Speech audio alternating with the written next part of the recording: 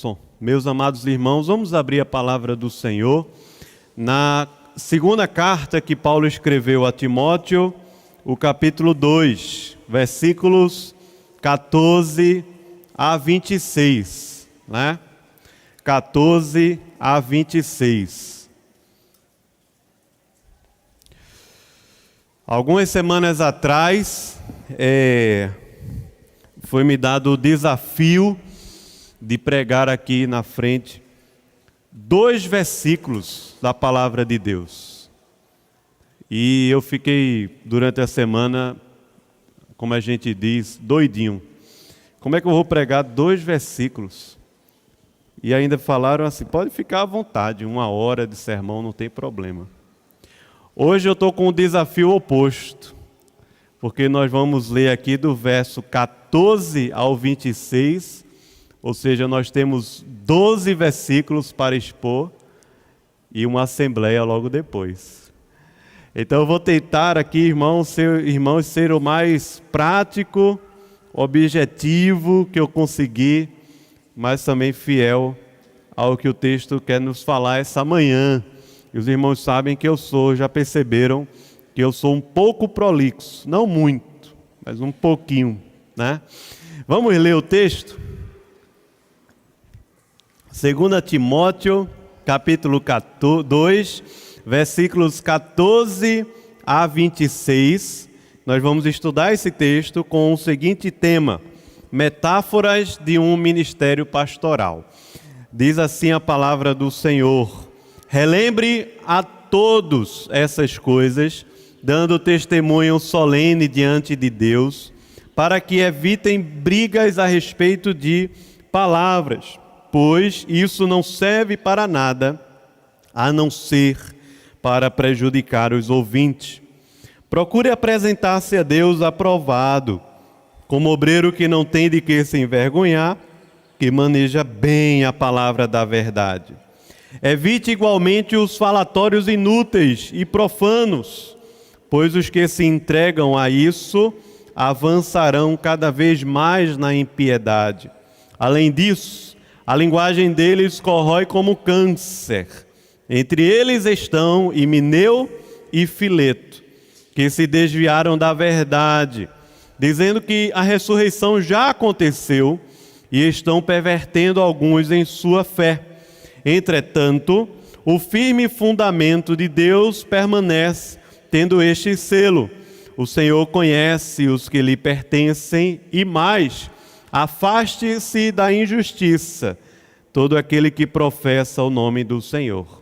Ora, numa grande casa não há somente utensílios de ouro e de prata, há também de madeira e de barro, alguns para honra, outros, porém, para desonra. Assim, pois, se alguém se purificar desses erros, será utensílio para a honra, santificado e útil ao seu Senhor, estando preparado para toda boa obra. Fuja, Timóteo, das paixões da mocidade. Siga a justiça, a fé, o amor e a paz com os que de coração puro invocam o Senhor. Evite as discussões insensatas e absurdas, pois você sabe que elas só provocam brigas. O servo do Senhor não deve andar metido em brigas, mas deve ser brando para com todos, apto para ensinar, paciente, disciplinando com mansidão os que se opõem a ele, na expectativa de que Deus lhes conceda não só o arrependimento para conhecerem a verdade, mas também o retorno à sensatez, à sobriedade, a fim de que se livrem dos laços do diabo, que os prendeu para fazerem o que ele quer. Amém. Palavra do Senhor. Vamos orar mais uma vez. Pai, a gente aqui nessa manhã que leu a Tua palavra, pedimos ao Senhor a Tua graça, a iluminação do Teu Espírito, que o Senhor nos ajude e nos abençoe, todos nós, nossas famílias, nossa vida, que o Senhor derrame da Tua graça e nos conduza na Tua presença, para amarmos ao Senhor e a Tua palavra e andarmos nos Teus caminhos. Em nome de Jesus. Amém. Amém. Meus irmãos, nós estamos estudando aqui, especialmente pela manhã, essa carta, as cartas pastorais, agora 2 Timóteo, já estudamos 1 Timóteo. Temos percebido que essa carta ela é extremamente pastoral, pois aqui nós encontramos um pastor mais velho, experiente, preso agora, perto da sua morte, que o apóstolo Paulo tem plena consciência disso, e escrevendo a um jovem pastor chamado Timóteo, que era pastor em uma grande cidade naquela época, uma região muito importante, inclusive para o trabalho missionário em toda aquela região chamada de Ásia Menor. Timóteo era pastor lá em Éfeso.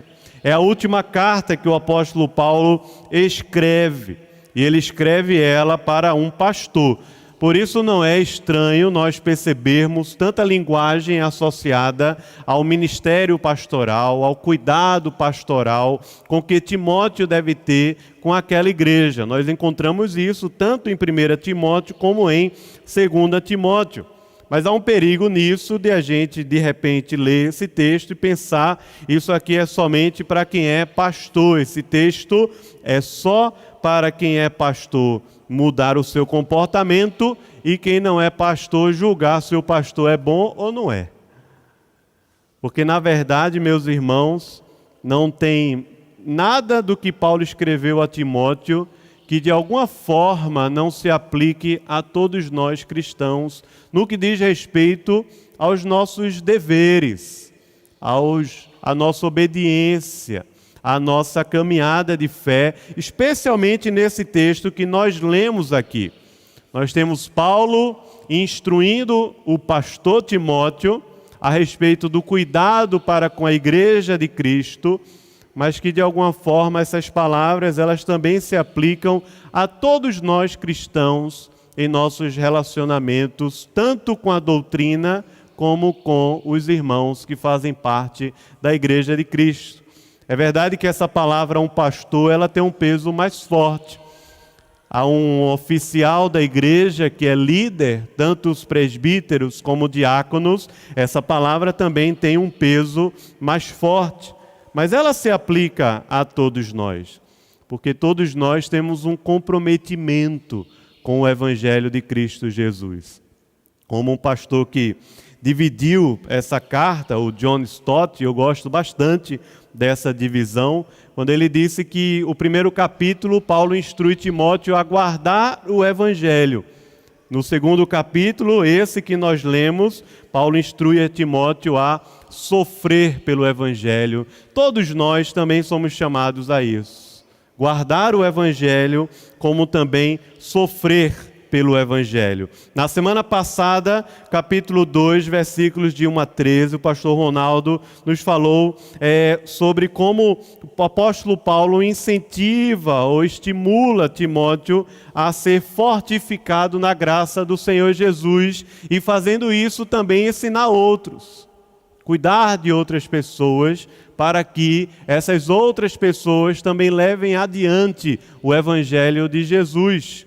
Nós aprendemos isso na semana passada, o texto do capítulo 2, versículos de 1 a 10, no qual o apóstolo usa aqui de algumas metáforas. Eu acredito que as suas favoritas, porque a gente encontra essas metáforas em outros textos também, como nas cartas aos Coríntios, por exemplo. Ele diz para Timóteo que o servo de Deus, o pastor, aquele que cuida das ovelhas, deve ser um bom soldado, deve ser um bom atleta e ele também é um lavrador. Ele já escreveu sobre isso em outros momentos. Ele é o soldado que não se envolve em negócios desta vida porque está focado na obra que ele precisa fazer. Ele é o atleta que se autodisciplina para poder correr aquela maratona e receber a premiação. Ele é o lavrador que está plantando e muitas vezes nem vai conseguir ver os seus frutos, porque em alguns momentos alguns plantam, outros regam, outros colhem, mas é claro que o crescimento vem de Deus. Nessa segunda parte do texto que nós lemos, dos versículos 14 ao 26, nós encontramos outras metáforas associadas ao pastor Timóteo. Algumas outras linguagens comparativas que o apóstolo Paulo fala aqui a Timóteo. Por isso, queria pensar com os irmãos sobre algumas metáforas do que significa um ministério pastoral, pensando que elas também se aplicam a todos nós que temos o Evangelho em nosso coração. Porque todos também sofremos pelo Evangelho, como Paulo exorta Timóteo aqui no capítulo 2. Quais são essas metáforas? A primeira, o obreiro não tem do que se envergonhar, versículos 14 a 19. A segunda, o utensílio de honra, nos versos 20 a 22. E a terceira, o servo do Senhor, como ele afirma nos versículos 23 e 26. Em primeiro lugar, versículos 14 a 19, ele diz que o servo do Senhor, o pastor, ele é aquele que é chamado do obreiro, que não tem do que se envergonhar. Paulo aqui, de forma imperativa, muitas vezes, fala para Timóteo a respeito de elementos na caminhada que podem ser ciladas e causar vergonhas na vida do jovem pastor. Aqui, quando nós já lemos o texto, nós vamos reler os versículos aos poucos, mas o versículo 14, por exemplo, ele diz: relembre a todos essas coisas. Ou seja, essa palavra não é somente para você, Timóteo, ela é para a igreja de Éfeso e é para todos nós aqui também, porque foi inspirada pelo Senhor. Ele diz, dando testemunho solene diante de Deus, para que evitem brigas a respeito de palavras, pois isso não serve para nada, a não ser para prejudicar os ouvintes. Pelo contrário, o que ao invés de você viver procurando brigas e confusões, seja alguém que procura apresentar-se a Deus aprovado, como obreiro que não tem do que se envergonhar e que maneja bem a palavra da verdade. Interessante porque as palavras utilizadas aqui no versículo 14, pelo menos duas delas são interessantes para a gente entender. A primeira, quando ele fala sobre essa briga, essa contenda, ele diz assim, brigas a respeito de palavras, na versão NAA. O que o texto quer dizer para nós, pelo menos a palavra que é utilizada lá, é uma guerra de palavras. Ou não utilize das palavras que você fala na sua boca para criar guerras e conflitos. Por quê? Porque o resultado disso, como diz na versão NAA, o resultado disso é que não serve para nada, apenas para prejudicar os ouvintes. E essa outra palavra que é usada aqui no texto é catástrofe, de onde vem a palavra conhecida como catástrofe. O que Paulo está dizendo a Timóteo é que quando nos enveredamos apenas em guerras de palavras, nós provocamos catástrofes na vida das pessoas ao nosso redor. Versículo 15, ele diz, pelo contrário, procure apresentar-se a Deus aprovado. Aquele que não tem do que se envergonhar, que é o primeiro ponto do nosso sermão, que ele fala aqui de diversas formas, quando ele está trabalhando com Timóteo, e ele diz no finalzinho que maneja bem a palavra da verdade. Eu acho que você é como eu, que aprendeu esse versículo logo no início da sua caminhada, porque é um dos versos mais comuns que se memoriza na Bíblia. Eu memorizei ele, eu lembro, bem no início da minha adolescência, quando conheci Jesus. E esse versículo, talvez você seja como eu sempre apliquei ele àquele momento em que o pastor diz, vamos abrir a Bíblia lá no livro de Joel, como a gente vai ter hoje à noite. É bom os irmãos treinarem em casa. E aí vamos abrir a Bíblia no livro de Joel, e aí começa, Joel, É Antigo ou Novo Testamento? É antes ou depois de Salmos? É Isaías, Jeremias? Então, é difícil. Então, alguém, Joel, que vai lá já assim certinho, é alguém que maneja bem a palavra da verdade. Mas não é isso. Isso faz parte, é importante. Mas não é apenas isso que Paulo está dizendo a Timóteo, até porque Timóteo não tinha essa versão que a gente tem hoje em mãos, tão organizadinha do texto. Na verdade, a expressão que é utilizada para manejar é alguém que está cortando.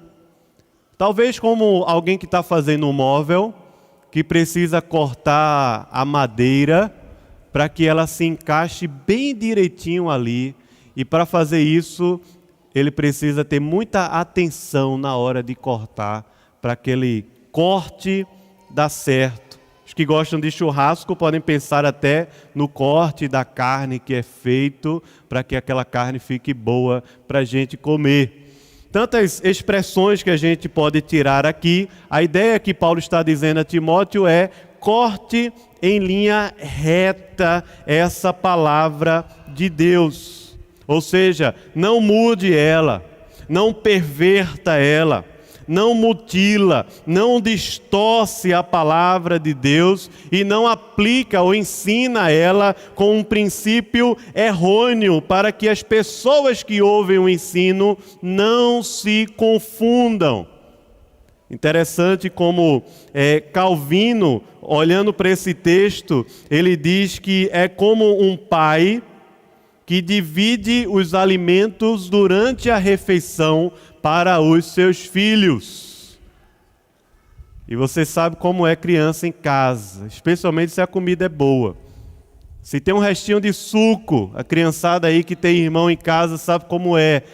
A mãe ou o pai passa dificuldade para dividir igualmente. E quando o copo é diferente, aí que complica mesmo, não é verdade? Então a gente fica ali na guerra para que aquele resto de suco ou a última fatia de bolo seja dividida milimetricamente entre dois irmãos.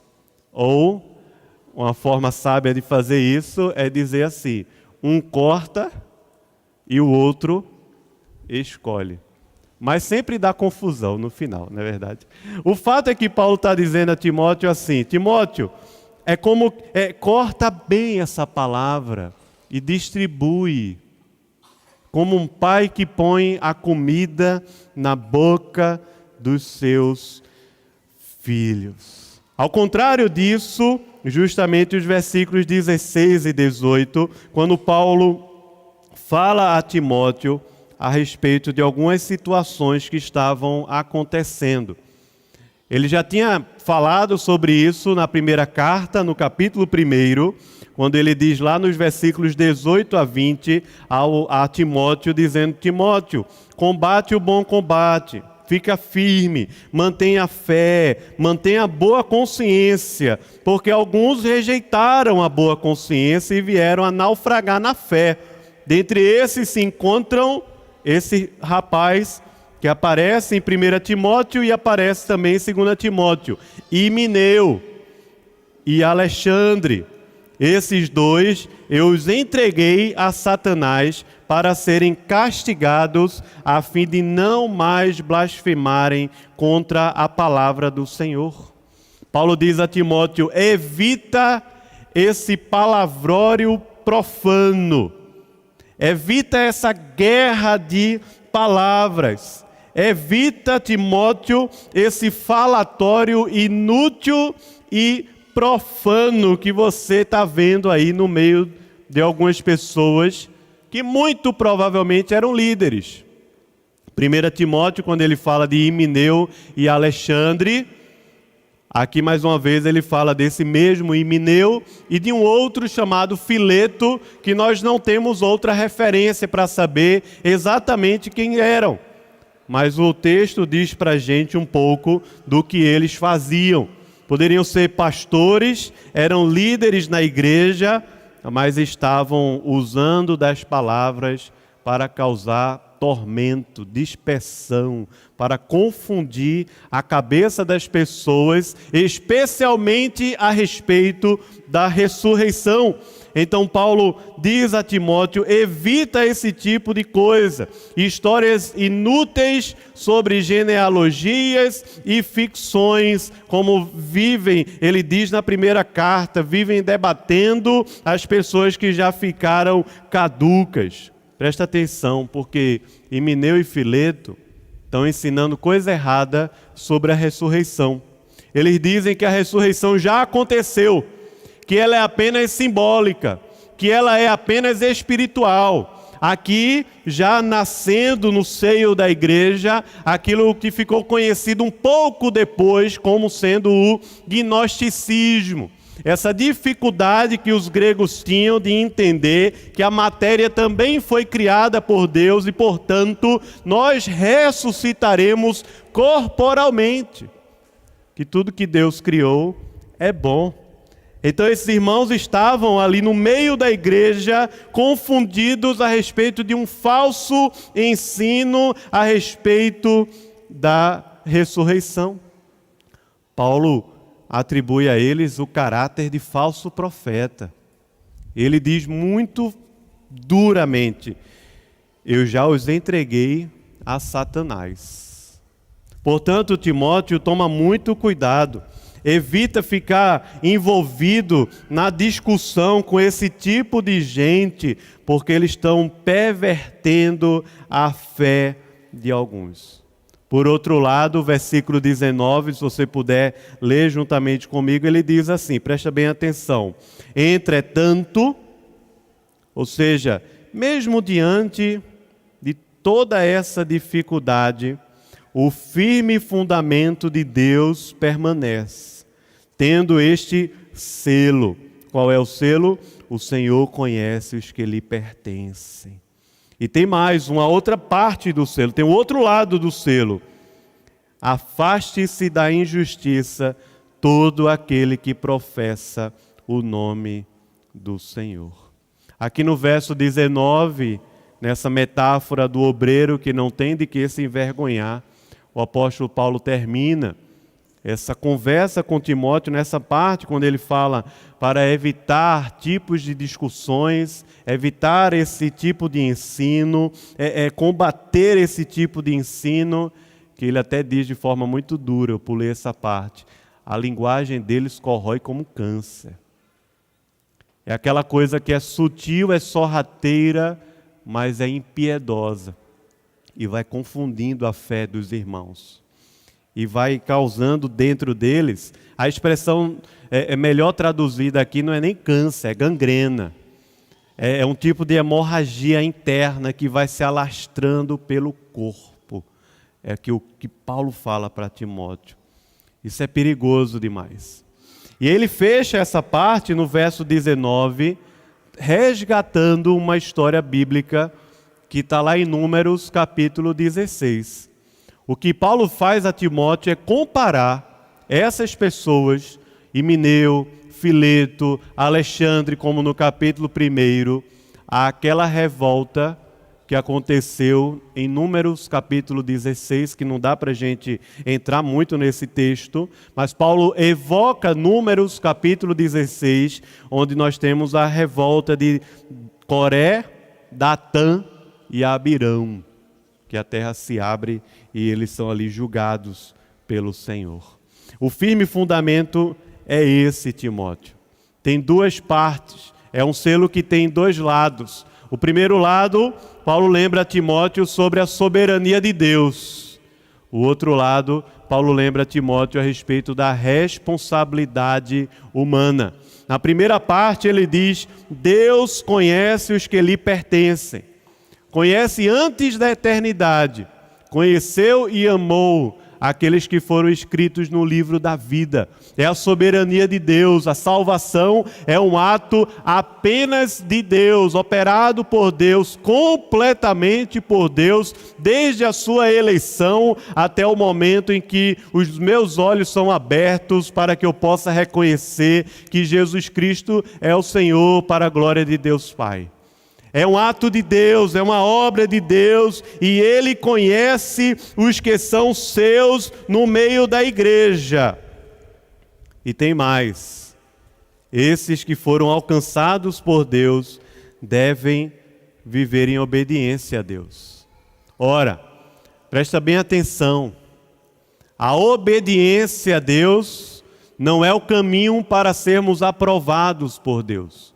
O caminho é Jesus, é o caminho, a verdade e a vida.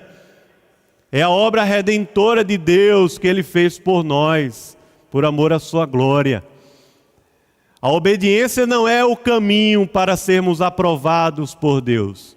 Ela é o grande benefício, ela é a grande recompensa, ela é o grande presente que nós ganhamos porque andávamos desgarrados, sem conseguirmos obedecer a Deus e viver a vida de Deus, e por causa de Cristo Jesus hoje nós podemos nos afastar daquilo que é mal e correr para aquilo que é bom.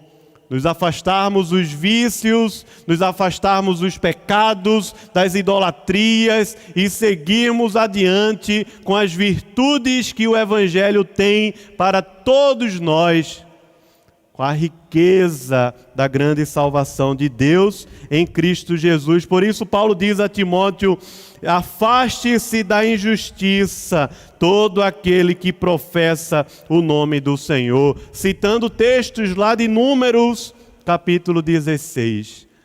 Não sejamos eu e você pegos em revolta, em rebeldia contra Deus, porque Ele conhece os seus. Pelo contrário, afaste-se daquilo que não agrada a Deus, afaste-se da injustiça e corra para a grande riqueza que o Evangelho tem para cada um de nós. Guardarmos a aliança do Senhor, obedecermos a Deus. A soberania de Deus na salvação que nos dá segurança.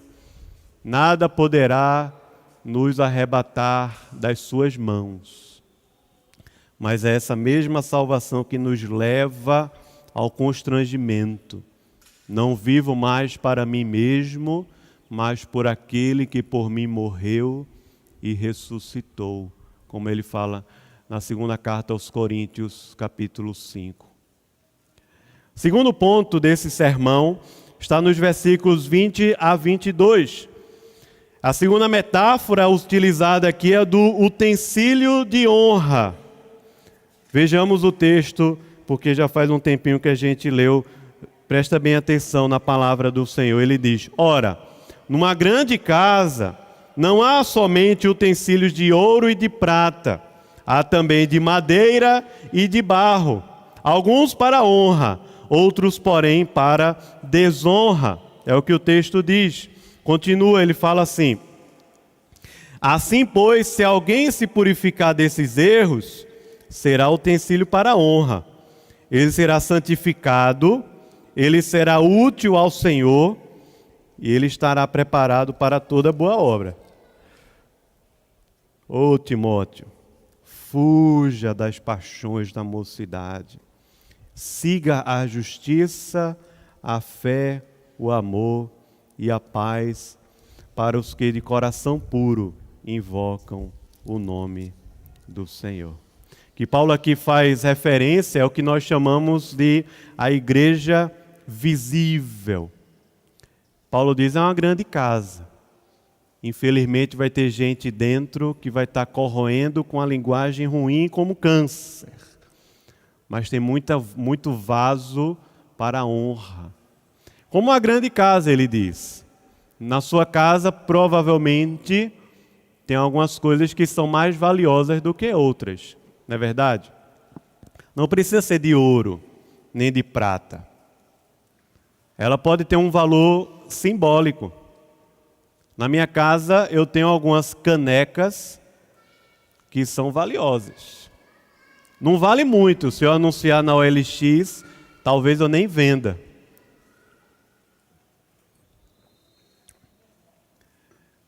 E eu nem sou muito noiado com isso.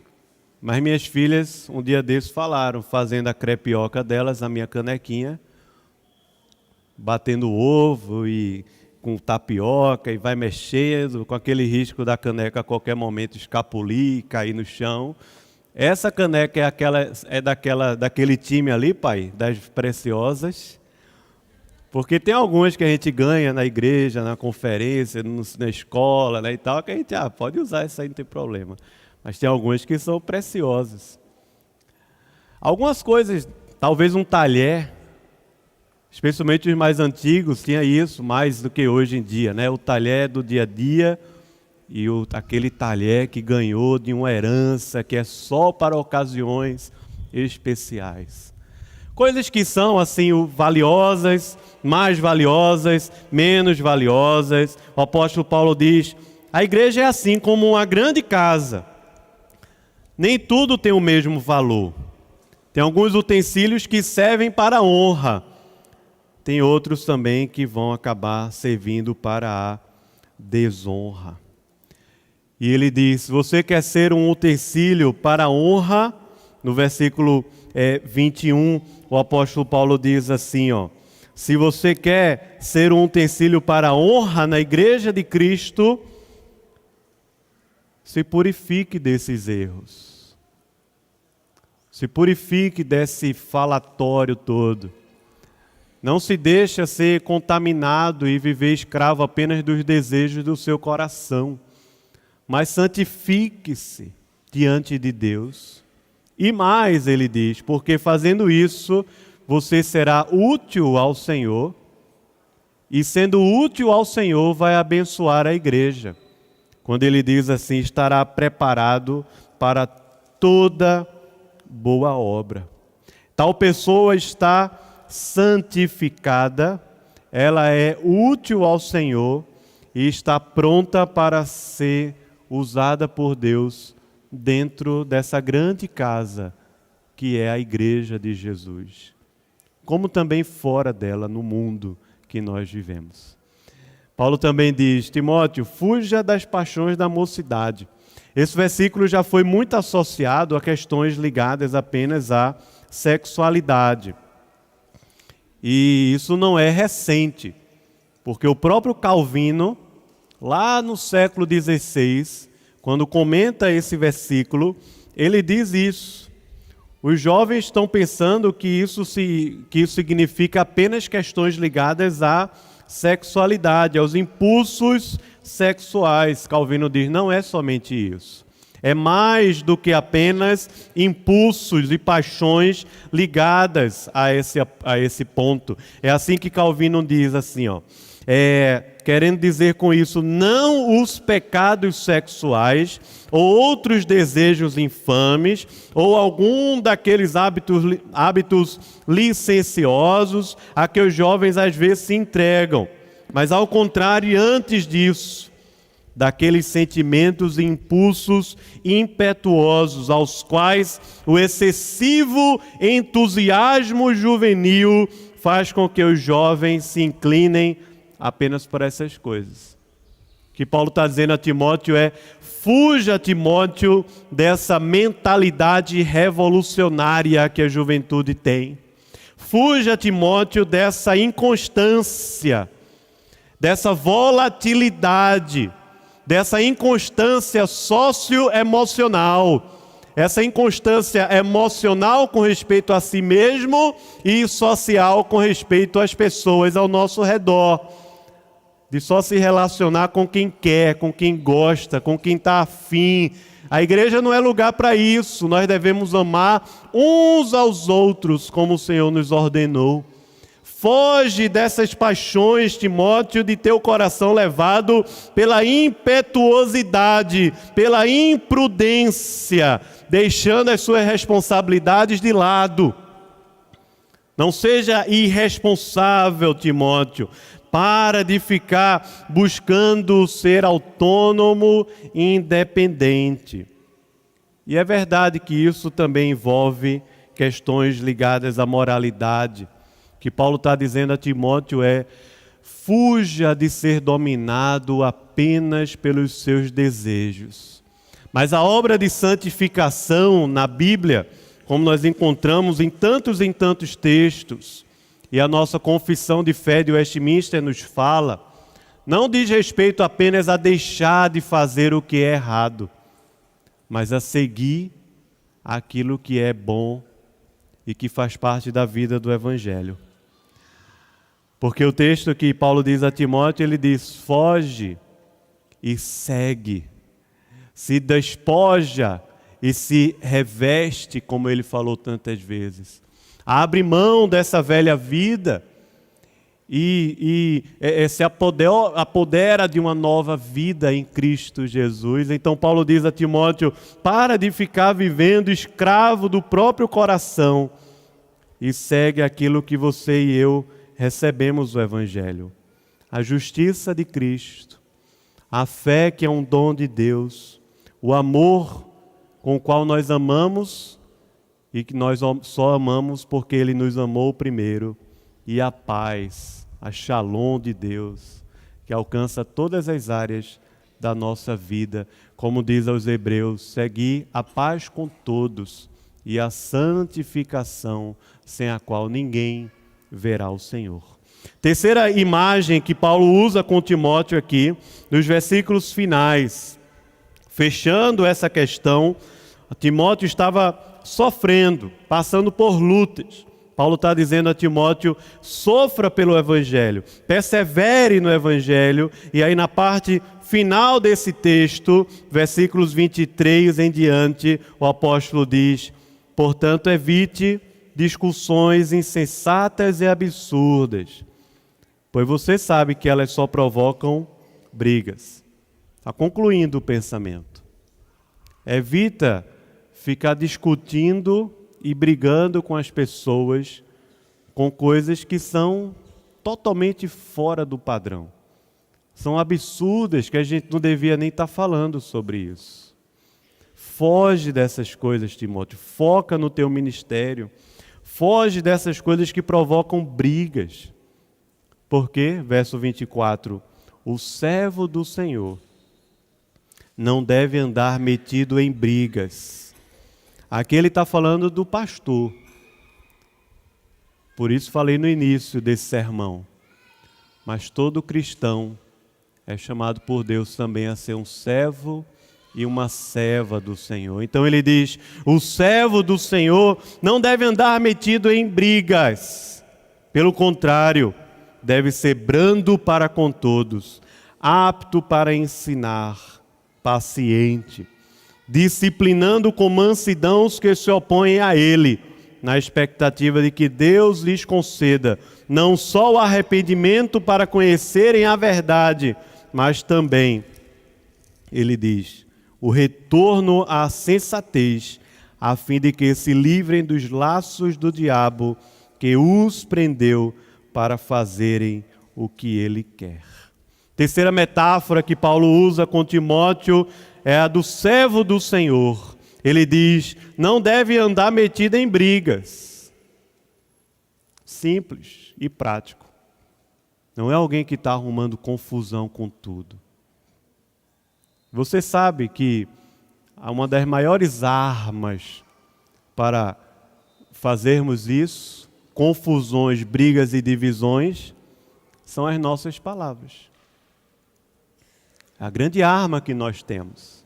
E o que Paulo falou no início: não use as palavras da sua boca para gerar guerra no meio do povo de Deus, conflito no meio do povo de Deus, divisão no meio do povo de Deus, confusão, colocando um contra o outro no meio do povo de Deus. Não usa as palavras da sua boca, não anda metido em briga. Pelo contrário, o servo do Senhor deve ser brando para com todos, paciente quando ensina a palavra de Deus, manso na disciplina daqueles que são chamados de opositores. E ele conclui dizendo: alguém que tem a expectativa de que Deus abra os olhos dos corações que estão ouvindo a repreensão e o ensino, para que eles sejam libertos das garras do diabo, da mentira, e voltem a andar com Deus com equilíbrio e sobriedade. Aqui, sensatez, se livrando das ciladas do diabo. Meus irmãos, não foi assim mesmo que Jesus viveu o seu ministério entre nós? Meus irmãos, não foi assim que Cristo viveu o seu ministério entre nós? Perceba, o seu ensino era diferente dos escribas, por isso todos se maravilhavam com a sua autoridade. Jesus não viveu em guerra de palavras e contendas que poderiam causar uma grande catástrofe lá em Jerusalém. Pelo contrário, muitas vezes ele se calou e saiu no meio da multidão. Jesus não teve do que se envergonhar. Ele foi aprovado pelo Pai. Foi Ele quem dividiu, repartiu, cortou os pedaços do que recebeu do Pai para nos alimentar. A sua linguagem não corroía como câncer, pelo contrário, ela aquecia o nosso coração. É Ele que conhece os que são seus. Ele se afastou da injustiça, pois aquele que não conheceu o pecado, Ele o fez pecado por nós, para que nele fôssemos feitos justiça de Deus. Ele foi o utensílio de honra, pois a si mesmo se santificou e purificou.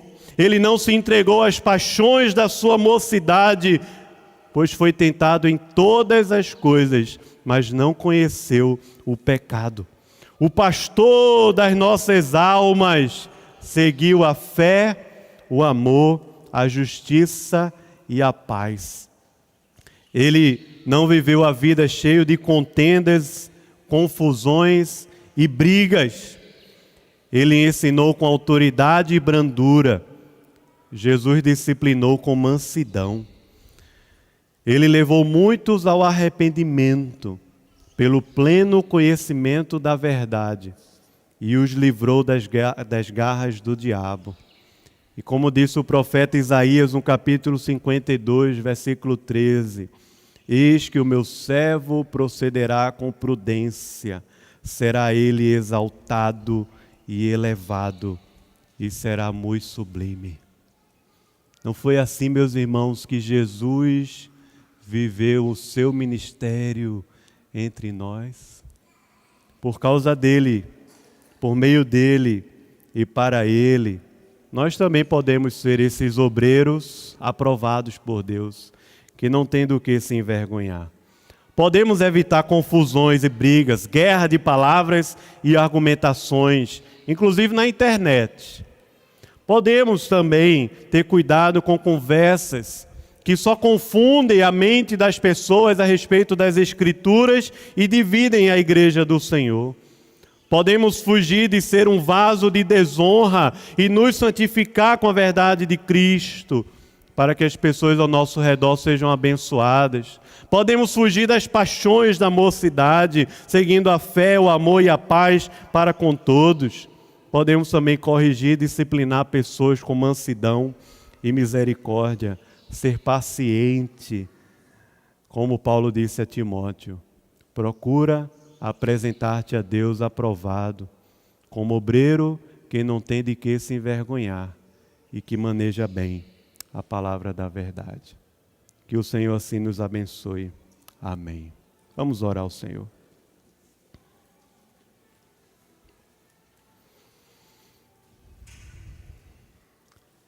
Senhor, nosso Deus, nosso Pai, nós te louvamos, te agradecemos pela tua palavra. Te louvamos e te agradecemos por Jesus, o servo do Senhor, que foi fiel, que nos deixou não somente o exemplo, mas o poder daquela cruz, o poder da ressurreição, e nos enviou o seu Espírito, para que assim pudéssemos também sermos aprovados pelo Senhor. Ó Pai, pedimos ao Senhor Deus, livra o nosso coração também de cairmos nas artimanhas do diabo, nas brigas, confusões, contendas. Livra o nosso coração de cairmos no falso ensino e no engano que corrói como câncer. Mas que tenhamos a nossa vida diante do Senhor como um vaso de honra, consagrado e santificado no teu altar, para sermos instrumentos do Senhor, para a glória do teu nome somente. Em nome de Jesus que nós oramos assim. Amém. Amém.